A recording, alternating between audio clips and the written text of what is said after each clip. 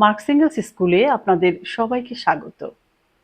Marks angles স্কুলে মার্ক্সবাদে ব্যবহৃত বিভিন্ন পরিভাষা নিয়ে সহজ করে ধারাবাহিকভাবে আমরা আলোচনা করছি। প্রাথমিকভাবে মার্ক্সবাদে ব্যবহৃত সাধারণ কিছু পরিভাষা নিয়ে আলোচনা করেছি। এখন মার্ক্সীয় দর্শনে ব্যবহৃত বিভিন্ন পরিভাষা নিয়ে আমরা আলোচনা শুরু করেছি। আজকে আলোচনা করব ভাববাদ বা আইডিয়ালিজম কি। এই বিশ্ব জগতে প্রধান কি, বস্তু না চৈতন্য? কোনটি আগে? বস্তু চৈতন্যের জন্ম দেয় না চৈতন্য বস্তুর জন্ম দেয়? আমরা এই বিষয় নিয়ে বেশ কয়েকটি পর্বে বিস্তারিত আলোচনা করেছি। দর্শনের এই মৌলিক প্রশ্নের উত্তর সাপেক্ষে সব দার্শনিক মতই বস্তুবাদ ও ভাববাদে বিভক্ত। শুরুতেই দেখি বিশ্ব জগৎ সম্পর্কে ভাববাদীদের বক্তব্য কি। প্রথমত, ভাববাদ মনে করে চৈতন্য বা চেতনাই মুখ্য, চৈতন্য বা চেতনাই আদি। দ্বিতীয়ত, ভাববাদ মনে করে চৈতন্য বস্তু জগতের বাইরে আলাদাভাবে থাকতে পারে বা অবস্থান করতে পারে।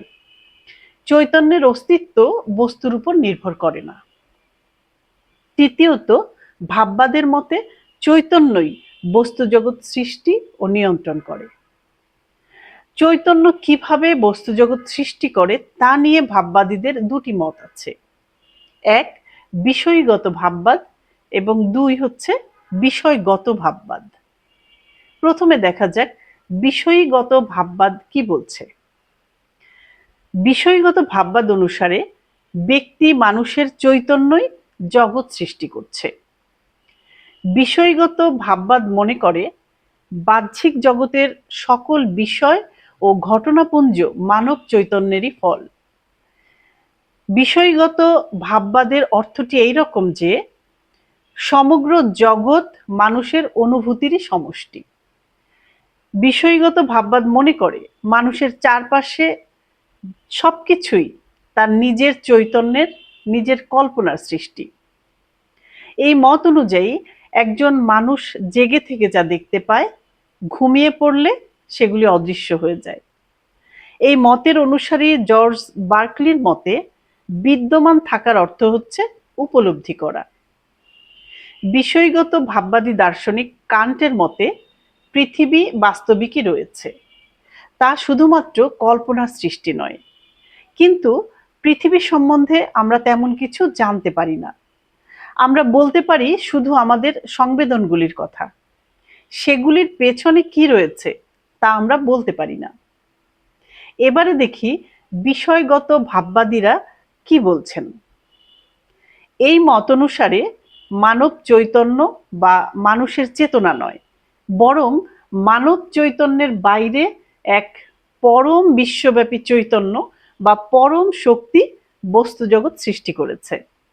এই মত অনুযায়ী অতি প্রাকৃত বা সুপারন্যাচারাল পরম বিশ্বব্যাপী চৈতন্য মানুষের অস্তিত্বের আগে ছিল এবং চিরন্তনভাবে থাকবে।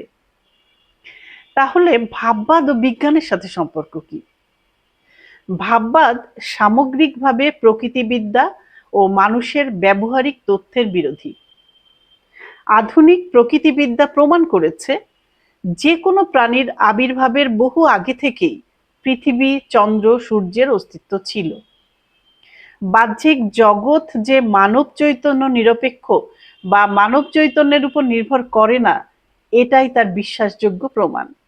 অন্যদিকে পরম বিশ্বব্যাপী চৈতন্য বা পরম শক্তি সংক্রান্ত ধারণাটিও প্রকৃতিবিদ্যার সাথে একেবারেই মেলে না। বিজ্ঞান প্রমাণ করেছে চৈতন্য হলো ঐতিহাসিকভাবে বিকশিত অতি উন্নত পদার্থের মস্তিষ্কের উৎপাদিত ফল। বিজ্ঞানের মতে অতি উন্নত বস্তু নিরপেক্ষ কোনো পরম বিশ্বব্যাপী চৈতন্যের অস্তিত্ব সম্ভব নয়। বিজ্ঞানের মতে প্রাকৃতিক কারণ দিয়ে সমস্ত ঘটনাপুঞ্জের ব্যাখ্যা করা সম্ভব। তাহলে ভাববাদ টিকে থাকার প্রধান কারণ কি? ভাববাদের জীবনী শক্তির কারণ খুঁজতে হবে সামাজিক পরিস্থিতির মধ্যে। বস্তুবাদের সাথে ভাববাদের একটা বড় পার্থক্য হচ্ছে ভাববাদ রক্ষণশীল শ্রেণীর স্বার্থ রক্ষা করতে চায়। প্রাচীন ব্যবস্থা টিকিয়ে রাখতে চায়। মানুষকে বিশ্বাস করানো হয় ধনী দরিদ্র থাকাটা নিয়তি বা পরম শক্তি দ্বারা নির্ধারিত। জগতের নিয়ম সংক্রান্ত জ্ঞান সমাজ প্রগতির সহায়ক, এই সত্যটি শোষক শ্রেণী সামনে আনতে চায় না। এজন্য শোষক শ্রেণীগুলি ভাববাদ আঁকড়ে ধরে থাকে। ভাববাদ মানুষকে বিভ্রান্ত করে, সমস্যা সমাধানের পথ থেকে তাদের মনোযোগ বিক্ষিপ্ত করে এবং তাদের টেনে নিয়ে যায় সত্যিকার জীবনবোধ থেকে কুয়াশাময় অবাস্তব কল্পনার দিকে। শোষক শ্রেণীগুলি ভাববাদের চিন্তাধারার প্রবর্তক ও পৃষ্ঠপোষক। ভাববাদ টিকে থাকার এটাই হচ্ছে মূল কারণ। এজন্য সাম্রাজ্যবাদী দেশগুলোতে ভাববাদী তত্ত্বের এত প্রাচুর্য দেখা যায়। তবে একথাও ঠিক, বিষয়গত ভাববাদে বিশ্বাস রেখেও অনেক বিজ্ঞানী মানব জাতির জন্য মহামূল্যবান অনেক কিছু সৃষ্টি করেছেন। অনেকে সমাজ প্রগতির ক্ষেত্রেও অনেক ভূমিকা রেখেছেন। কিন্তু সমস্যা দেখা দেয় তখনই যখন এই বিশ্বাসকে রাজনৈতিক ও সামাজিক উদ্দেশ্যে ব্যবহার করা হয়। আগামী পর্বে মার্ক্সীয় দর্শনের পরিভাষা, বস্তুবাদ কি তা নিয়ে আমরা মার্কস এঙ্গেলস স্কুলে হাজির হব। ততক্ষণ সকলে ভালো থাকবেন। আমাদের চ্যানেলের লিংক ডেসক্রিপশন বক্সে দেয়া থাকবে। ভালো লাগলে চ্যানেলটি সাবস্ক্রাইব করে আমাদের সাথে থাকতে পারেন।